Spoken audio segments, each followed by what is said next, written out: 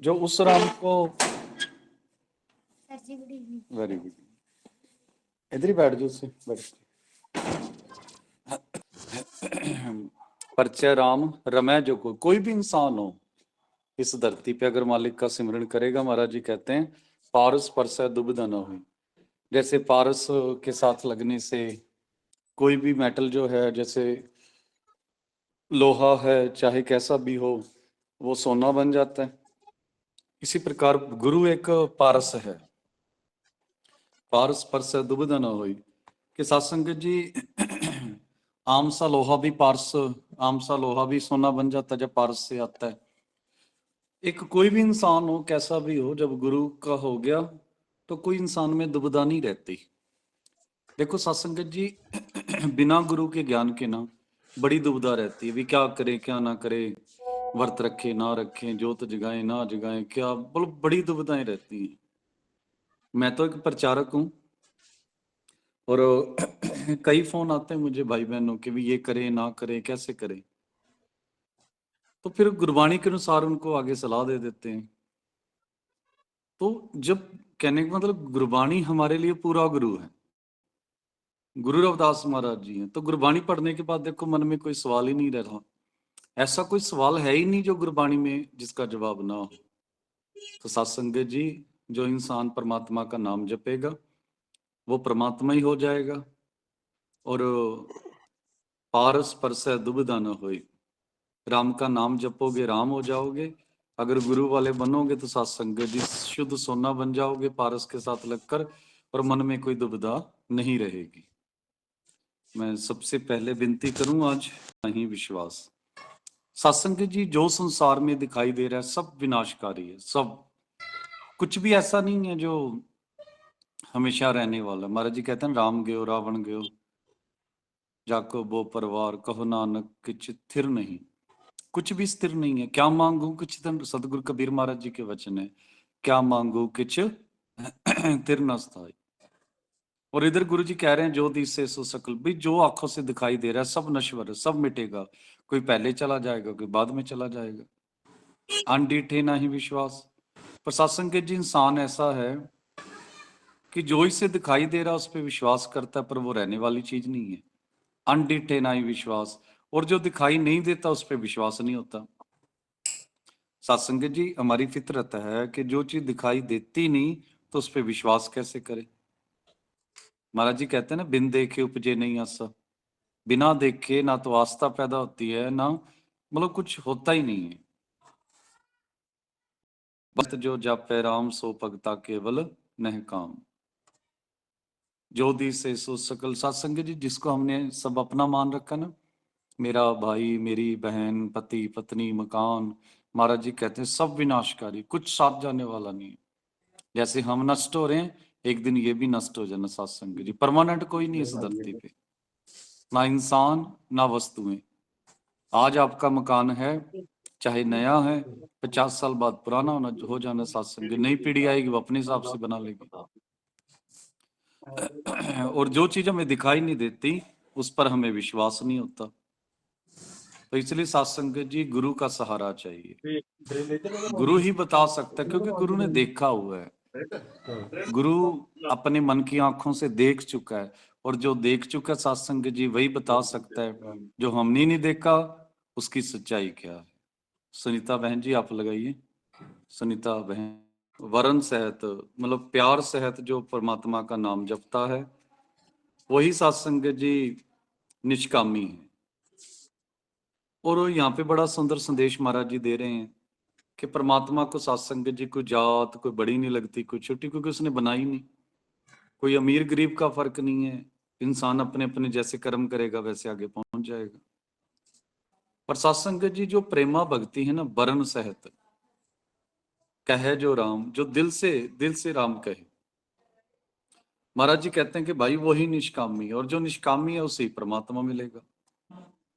क्योंकि सत्संग जी पूरी बाणी पढ़ने के बाद हमें पता लगता है जिन प्रेम कियो तिन ही प्रभ पायो। परमात्मा को पाने के लिए प्रेमा भक्ति बड़ी जरूरी है। चाहे फिर प्रेम जो है अपने बच्चों से हो, प्रेम सत्संग जी अपने रिश्तेदारों से हो, प्रेम अपने गुरु से हो, मतलब जिसका अपने गुरु से प्यार होगा वो सबसे प्यार ही करेगा। नहीं तो लोग लड़ते फिरते हैं, इससे लड़ाई कर ली, उससे लड़ाई कर ली। और जो अपने गुरु से प्यार करता है, गुरु के वचनों से प्यार करेगा, और गुरु के वचन कभी लड़ने नहीं देंगे। वर्ण सहत जो जापे, भाई जो जात पात ऊंच नीच की भावना से ऊपर उठकर बड़े प्यार से नाम जपता है, महाराज जी कहते हैं कि भाई निष्कामी हो जाता है, उसका मन परमात्मा की दुनिया में बड़ा जुड़ेगा सत्संग जी। वो संसार से उपराम हो जाता है, नेकाम हो जाता है।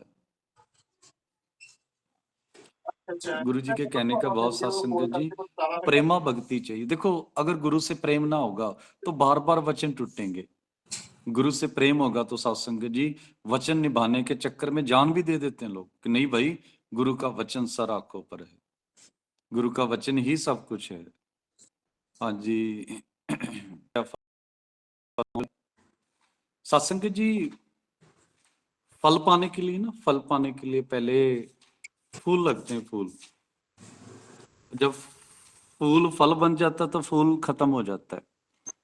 इसी प्रकार गुरु रूपी प्यारी सत्संगत जी, जैसे जो पेड़ होते हैं ना, पेड़, उसके ऊपर पहले फूल लगेंगे, और वो जो फूल है सत्संगत जी धीरे धीरे फल बनेंगे। पर जब फल लगेगा, महाराज जी कहते हैं कि भाई जो फूल है वो झड़ जाता है। इसी प्रकार सत्संगत जी, इंसान परमात्मा को पाने के लिए बहुत कुछ करता है, बहुत कुछ करता है। और जैसे जैसे वो बढ़ता जाता है, जैसे हम लोगों ने व्रत भी रखे, कर्म कांड भी किए, पर सच पता लगा तो छोड़ दिए। हमने व्रत रखे परमात्मा के लिए, हमने जोत जगाई परमात्मा के लिए, पर जब सच्चाई पता लगी तो छोड़ दी कि भाई परमात्मा का तो ये पसंद ही नहीं है, क्योंकि ज्ञान नहीं था ना। फिर आगे बढ़े, आगे बढ़े, फिर बाणी पढ़ने लगे, फिर पता लगा कि अकेला बाणी पढ़ना नहीं, उसके अनुसार जीवन को चलाना है, अपनी जीवन को बदलना है। फिर और आगे बढ़ गए सत्संग जी। और जब धीरे धीरे करते, पूरे गुरु वाले, पूरा शब्द मिल गया, बाणी पढ़ी, पूरे रंग में रंगे गए, तो सत्संग जी धीरे धीरे पिछले जो फूल थे ना वो बिखरते गए, टूटते गए। इंसान कितना ही कर्म कांड कर ले सत्संग जी, परमात्मा को पाने के लिए कितना ही अभ्यास कर ले, जिस दिन मिल गया फिर ये अभ्यास करने। देखो अभी हम मेडिटेशन करते हैं इसलिए मालिक मिल जाए, तो अगर मालिक मिल गया तो फिर क्या जरूरत है सत्संग जी, अगर परमात्मा मिल गया तो।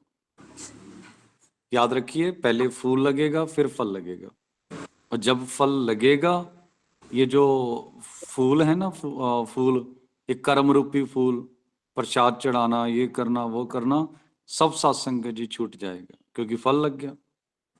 और फिर तो आपके हाथ में अमृत वेला, उठना नहीं उठना, क्या करना है क्या नहीं करना, आप अपने हिसाब से जिंदगी जी सकते हो। पर पहले फल लगे, फल नहीं लगता कभी भी, पहले फूल लगता है, फिर वो फल बनता है। उपजय फल तब पांव पे बिलाई, और जब फल आ गया तो सत्संग जी फूल झड़ जाते हैं। इसी प्रकार हम कर्म कांड करते हैं परमात्मा, पर जब अकल आती है, जब समझ आती है, फिर हम सब छोड़ देते हैं सत्संग जी। पता लग गया, पहले फूल आते हैं फिर फल आते हैं।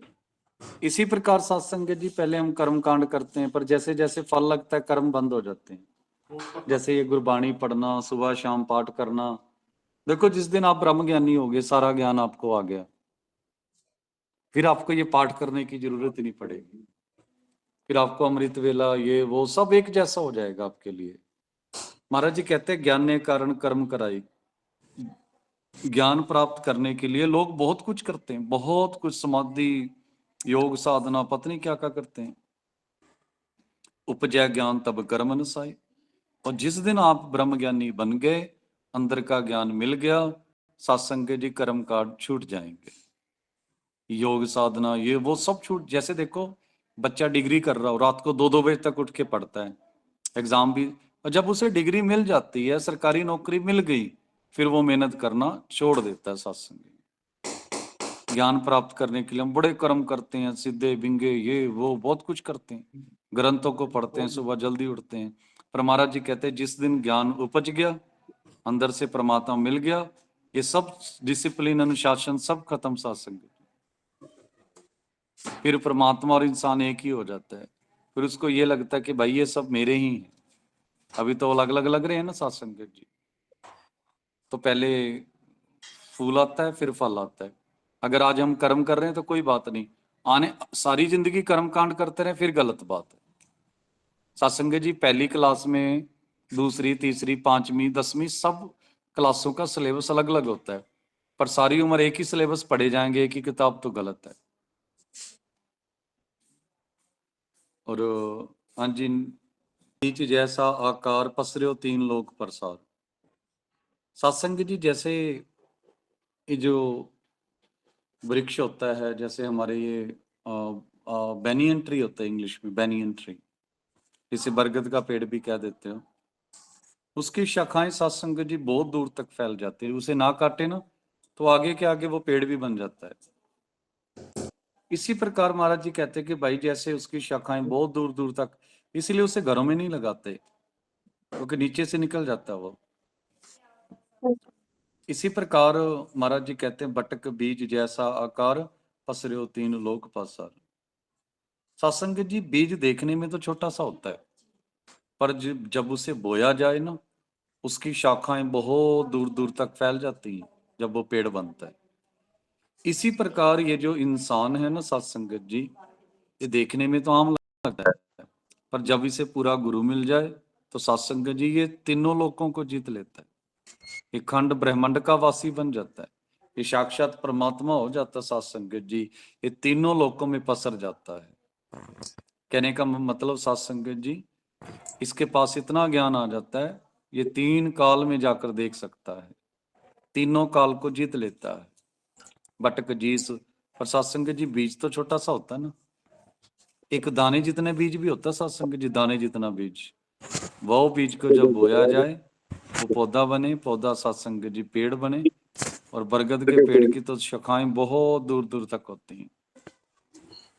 इसी प्रकार एक आम इंसान बीज की तरह है, अगर उसे सही ढंग से बो दिया जाए ना सत्संगत जी, तो वो भी बरगद के पेड़ की तरह अपनी शाखाएं बहुत फैला लेगा। वो ज्योत में ज्योत हो जाएगी, रब में रब हो जाएगा, परमात्मा में परमात्मा हो जाएगा। हाँ जी, जो मन में बैठे परमात्मा से जुड़ जाता है गुरु रूपी प्यारी सत्संगत जी, वही असल में परमात्मा है। अमावस में जैसे दिसे चंद, जैसे अमावस में वैसे तो होता नहीं कभी, जस्ट सपोज करो अमावस में जैसे दिया जगाया जाता है, अमावस में चांद आ जाए तो बिल्कुल अंधकार होता है ना, एकदम से प्रकाश हो जाएगा। उसी प्रकार जिस इंसान के अंदर से परमात्मा प्रकट हो गया, अंदर का जो दिया जग गया, अंदर का जो ज्ञान सत्संग जी प्रकट हो गया, तो महाराज जी कहते हैं भाई वैसी अवस्था हो जाए जैसे अमावस में अचानक से चांद आ जाए ना, तो इसी प्रकार इंसान के साथ होता है।